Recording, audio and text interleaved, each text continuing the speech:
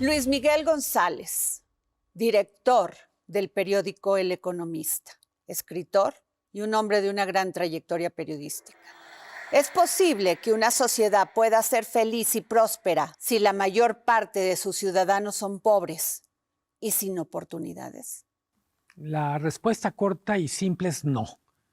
Y cuando tratamos de profundizar en el tema, creo que tiene que ver con cómo se vive en la pobreza, cómo se sale de la pobreza, qué entendemos por oportunidades y en última instancia, cuáles son las reglas del juego que definen una sociedad. Tengo la impresión que mucho lo que hemos hablado sobre pobreza, oportunidades, felicidad, nos lleva a preguntarnos sobre el rumbo de país, sobre dónde estamos, a dónde vamos, a dónde queremos ir. Y yo asumo que parte del tema no es solo tener recursos, sino haberlos de alguna manera conseguido uno con el propio esfuerzo. Creo que es muy relevante entender que la solidaridad es necesaria, pero también el premio al propio esfuerzo. Cuando se habla de pobreza, los grandes filósofos sobre la educación siempre contemplan que si hay pobreza, pero si hay pobreza en la educación, ese país nunca crecerá. En las últimas fechas, me refiero prácticamente después de la pandemia, hay un binomio, educación y salud. Es decir, ¿qué es lo que te hace estar en condiciones de competir? ¿Qué es lo que te hace en condiciones de ser autosuficiente, eventualmente ser proveedor de otros que dependen de ti? Pues tiene que ver con la educación, que es una forma de crecer interiormente, pero también una forma de progresar dentro de la sociedad. Yo diría la salud como una condición necesaria para complementar esto. Necesitamos estar más educados, pero también necesitamos estar completos física, emocionalmente. Cuando digo completos, lo digo más bien como una cuestión metafórica. Es decir, el que, el que tengamos la fuerza, la capacidad para desbordar, para trascendernos, tiene que ver con condiciones ideales que dependen de uno, pero también dependen del entorno en el que uno vive y crece. Esa es tarea del Estado. Es tarea del Estado proporcionarnos tanto la educación como la salud. ¿Usted cree que podemos avanzar con estas políticas públicas actualmente que han fracasado? Es tarea del Estado, pero se complementa con el papel del sector privado. Tenemos educación privada, tenemos salud privada. Y yo diría, tenemos buenos ejemplos de educación hecha por el Estado y tenemos también pésimos ejemplos. Entonces yo diría, Adriana, la importancia de no generalizar, de no pintar por brocha gorda, porque tenemos grandes educadores públicos, grandes núcleos de maestros, de planteles educativos de mucha calidad y también tenemos mediocridad. Lo mismo podríamos decir del sector privado. Entonces, creo que simplemente es tomar mucho más en serio el tema de educación, la evaluación de lo que estamos haciendo en lo general, pero también en lo particular. Mucho de lo que vemos de planteles que funcionan son planteles, por ejemplo, donde los padres están involucrados en la manera en que se gestiona un plantel, que revisan desde en qué se gasta, cómo se gasta, qué tipo de educación se está dando, que tienen voz para poder corregir. Por una cuestión de desarrollo, hay un punto, pienso, educación primaria, secundaria, me atrevo a decir hasta preparatoria, donde los educandos no se bastan a sí mismos para saber lo que necesitan, lo que quieren, y requieren que haya un adulto también tutelándolos. Se es pobre cuando no tienes aspiraciones o cuando el origen y destino se convierten en tu principal tragedia. Las dos cosas. El origen en una sociedad que no tiene oportunidades determina mucho de lo que va a ser el desempeño en la edad adulta. Sería absurdo negarlo. Incluso es un tema en el que como país hemos retrocedido en las últimas décadas. La posibilidad realista de aspirar a tener una mejor vida que los padres se volvió un sueño cada vez más complicado. Del otro lado tú dices aspiraciones. ¿Cómo tener la dosis correcta de aspiraciones en un entorno que con frecuencia conspira contra los que se portan bien, con los que quieren seguir el camino correcto? Es parte de los temas que a mí me preocupan. ¿Quiénes son los role models? ¿En quiénes nos vemos para crecer? Y lo que podemos decir de una especie de juicio sumario es, también nos hemos deteriorado en los role models. De repente tenemos niños que quieren ser sicarios, niñas que quieren ser novias de narcos, como si eso fuera algo que pueda pasar sin que nos afecte. Y ahí regreso al tema educación, regreso también al tema de salud, que es vital, como lo dice usted, que los niños estén bien alimentados. Y también pondría la tercera, la violencia. Desde un año están viendo cómo matan a sus padres, a sus madres, cómo corre ríos de sangre en sus comunidades, cómo llegan hombres armados a amenazarlos y secuestrarlos. ¿Cómo acabar con eso? El gobierno dice atender las causas, pero las causas ya los rebasaron. Esos niños no tienen oportunidad de educación, no tienen oportunidad de salud y mucho menos de tener una vida tranquila, digna, para poder progresar. Salud mental. Salud mental. Y decías tú, ¿cuál es la historia de violencia a la que no solo los niños se enfrentan? Es la violencia que además es impune, la violencia en la cual el malo se sale con la suya.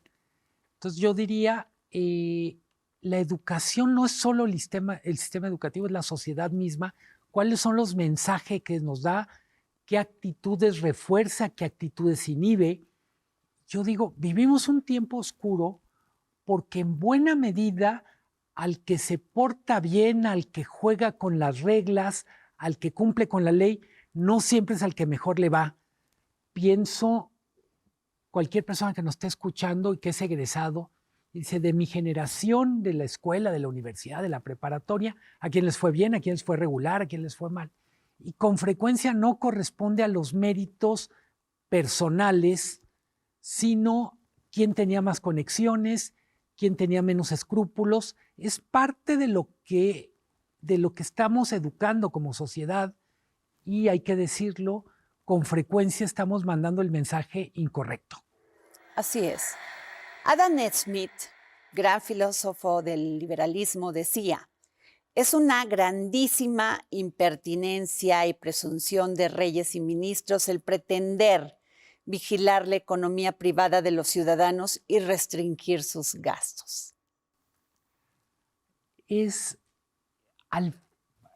Hay que recordar a Adam Smith, antes que economista, él se considera filósofo moral. Y creo que es una de las grandes preguntas, evidentemente tiene muchas respuestas, una es la que nos da Adam Smith, y es ¿qué le toca al Estado, qué le toca al ámbito de lo privado? ¿Cómo tiene que interactuar el ámbito de lo público, de lo privado?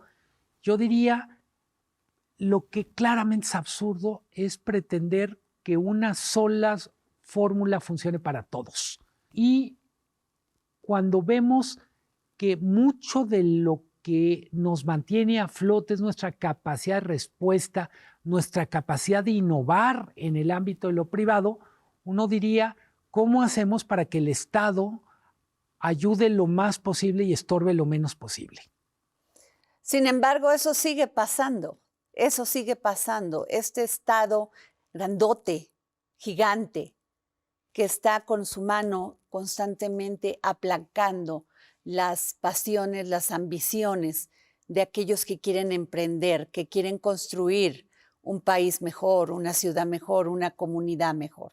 Para algunas cosas tenemos mucho Estado y para otras tenemos muy poco Estado. Para cuáles sí, para cuáles no. Yo diría esta cuestión que llaman ahora capitalismo vigilante, donde tienes una especie de Big Brother, claramente asfixia. Y del otro lado uno dice, Nos falta más Estado en la provisión de servicios básicos. Me atrevo a decir, hablábamos de salud, salud mental, necesitamos una inversión mucho mayor, servicios básicos. En estos últimos 2 años hemos visto la crisis del agua en las dos expresiones, sequías e inundaciones. Entonces yo diría, parte del asunto, cuando pensamos en la tarea de lo público, es en qué necesitamos más y en qué necesitamos menos. Me atrevo a decir, no hay una sola respuesta, pero hay cosas que el sentido común es la luz que mejor nos ilumina.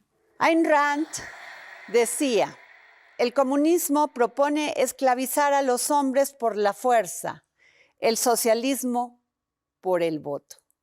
Bueno, Ayn Rand es una de las grandes pensadoras del siglo XX, es una libertaria radical y de alguna manera me gusta más pensar en Ayn Rand no solo por las cosas a las que se opone socialismo y comunismo, sino por su rabiosa defensa de la libertad, en el sentido sobre todo, solo en libertad podemos conocer a la gente como es y solo en libertad la gente puede desarrollar el mayor de sus potenciales.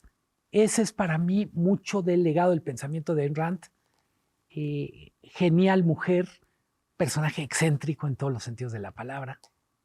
América Latina, al parecer, después de haber logrado un gran avance en la democracia, no solamente en México, en varios países, regresamos a los colectivismos, regresamos a ese populismo, a esa forma de creer que los ciudadanos no somos capaces de crear nuestro propio progreso.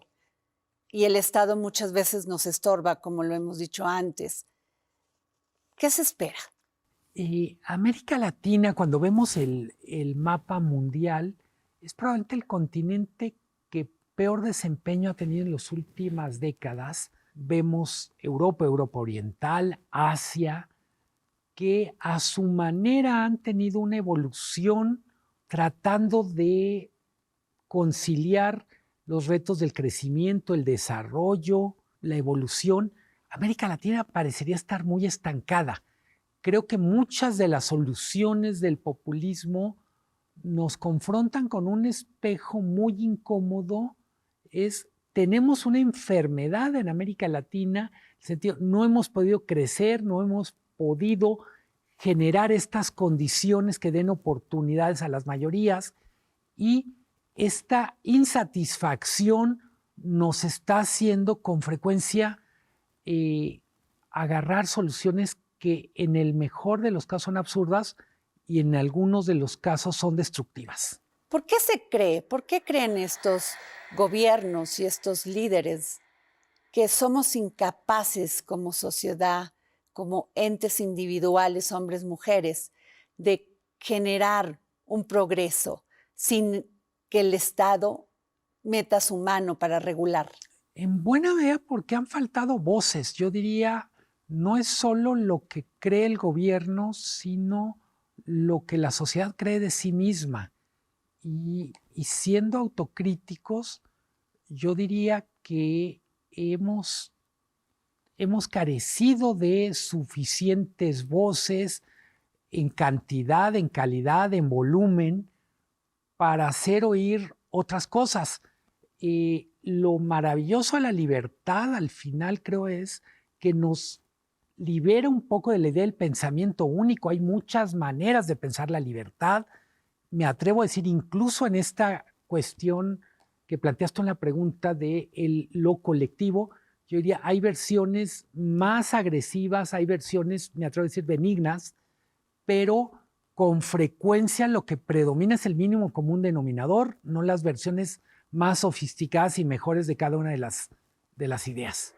Siempre hay esta tentación de que el Estado quiere suplir a la iniciativa privada como entidad productora. Creo que hay una, si se puede decir así, una división del trabajo. Hay cosas que el Estado debe y puede hacer mejor que nadie.